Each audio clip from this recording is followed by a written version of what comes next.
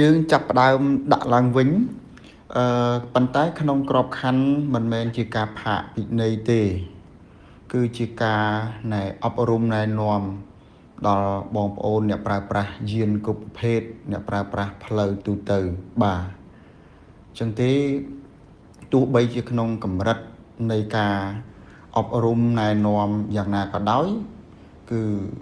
ទទូចឲ្យបងប្អូនអ្នកប្រើប្រាស់យានទាំងអស់គឺទី1គោរពឲ្យបាននៅច្បាប់ចរាចរណ៍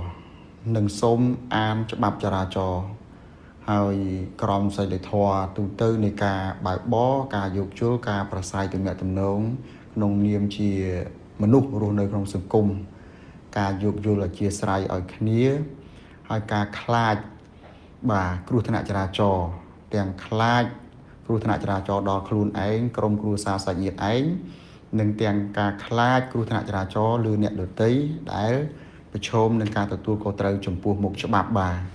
ហេតុផលដែលយើងដាក់គោលដៅឡើងវិញនេះទាំងជនបទទាំងរាជធានីភ្នំពេញ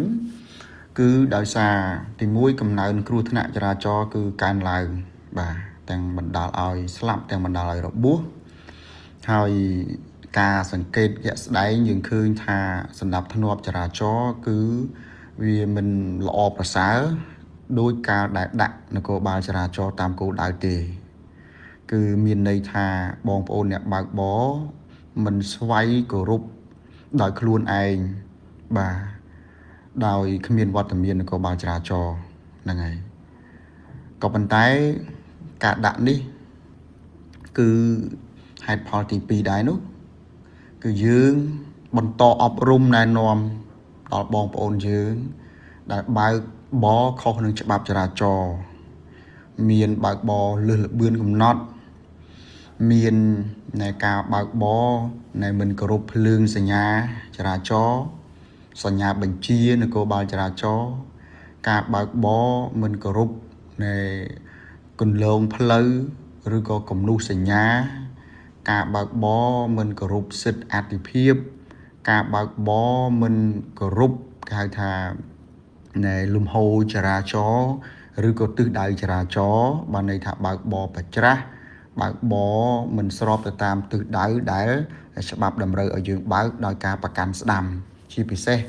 ការបើកបរនៅរង្វង់មូលបងប្អូននៃភាគច្រើនគឺនៅគោរពប៉ុន្តែមួយចំនួននោះគឺនៅតែមិនគោរពបានន័យថាបើកប្រច្រាស់រង្វង់មូល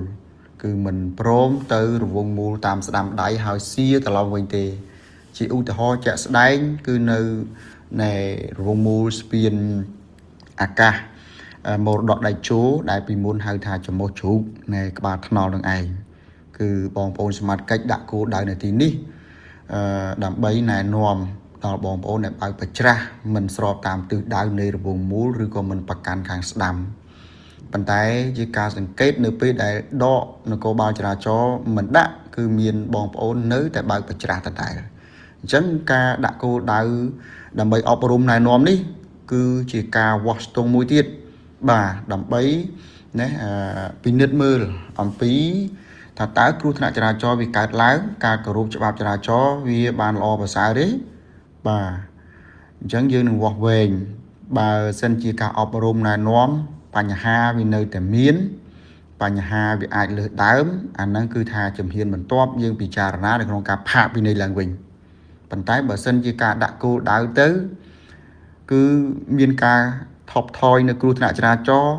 មានការគោរពបានល្អប្រសើរយើងអាចនឹងពិចារណានៅក្នុងការដកនគរបាលចេញពីគោលដៅមួយចំណែកបាទ